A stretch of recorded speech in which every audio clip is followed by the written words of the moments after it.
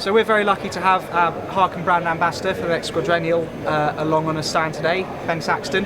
Thank you for coming along, Ben. It's a pleasure. We've just got a few questions for you. First of all, could you tell us a little bit about your sailing background? What got you into sailing and how you ended up where you are now?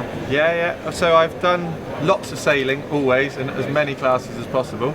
I got into it through my parents. They were keen sailors, and my dad got into it because his father, so my granddad, was the water engineer at Grafham and built the dam, which is why I love Grafham so much. But no, sailed it through juniors and optimists, bit of fevers, youths in 420s, 29ers, and then up onto the Olympic 470 and Nacra. Perfect. Yeah. Next question's a bit tough. Who is the best sailor you have ever sailed against, and why? Well, one of the best sailors I've ever sailed against is you. But no, seriously, the best person, I'm going to change the question slightly, the best person I've ever sailed with would be, I crewed Ian Percy once when I was about 10 years old in a Firefly, and I remember just being in awe. Really? Yeah. Oh, right.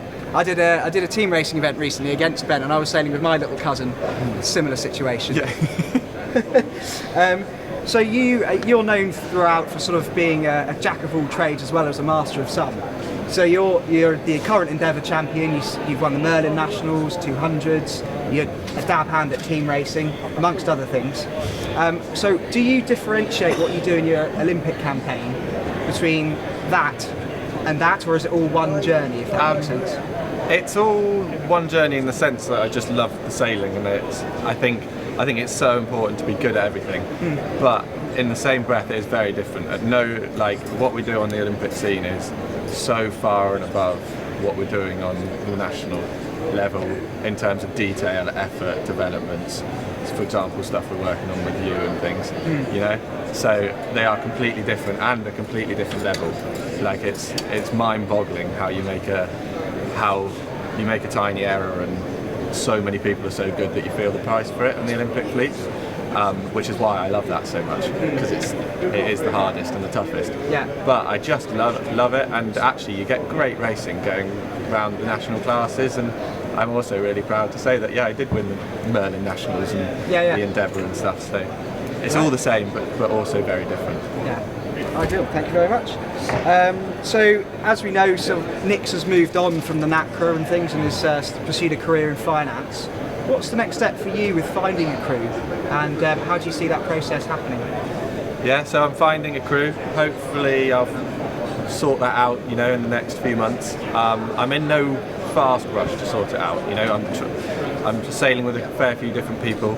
I know a certain number of things, and that is I get my foiling boat in June, which is first in the world, or same time as the first people in the world to get that.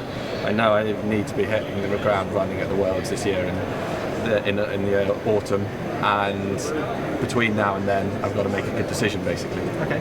Yeah. Fair enough. So you've got all hands to the deck, literally. Yeah. Yeah.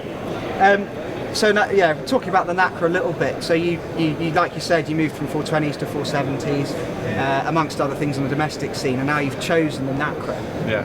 What made you choose the Nacra?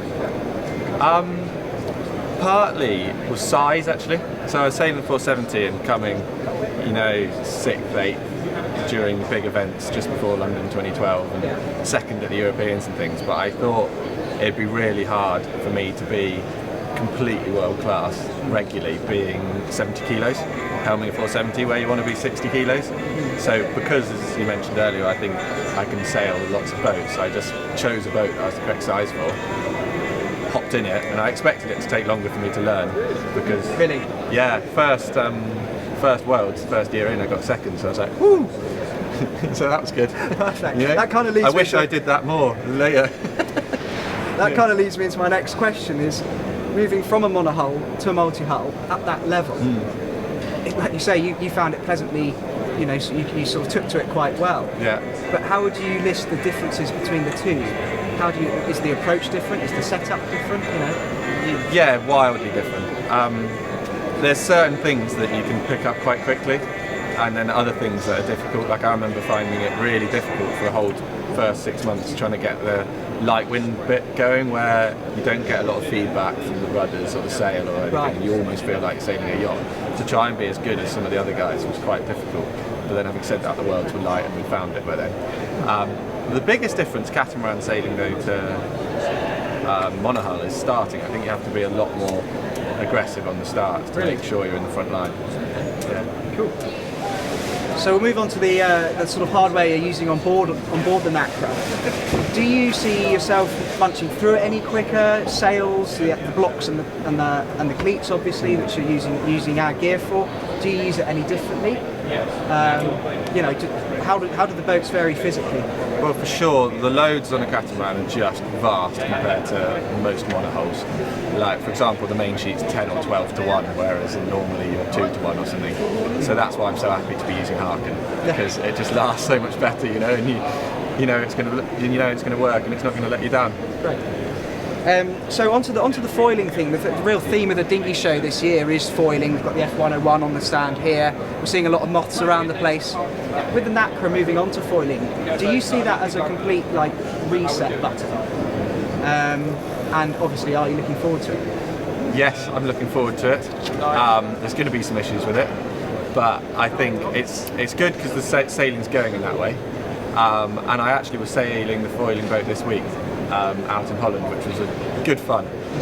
It is going to be a bit of a reset and learning for sure, but also the boat is still the same. So I'm hoping to carry on a large amount of what we know, but also there's going to be a really steep learning curve again. But everybody's equal. No one sailed a foiling Nacra 17 before. Great. Well, we look forward to seeing how you get on. Thanks for coming along, Thank you. And we'll see you soon. Cheers.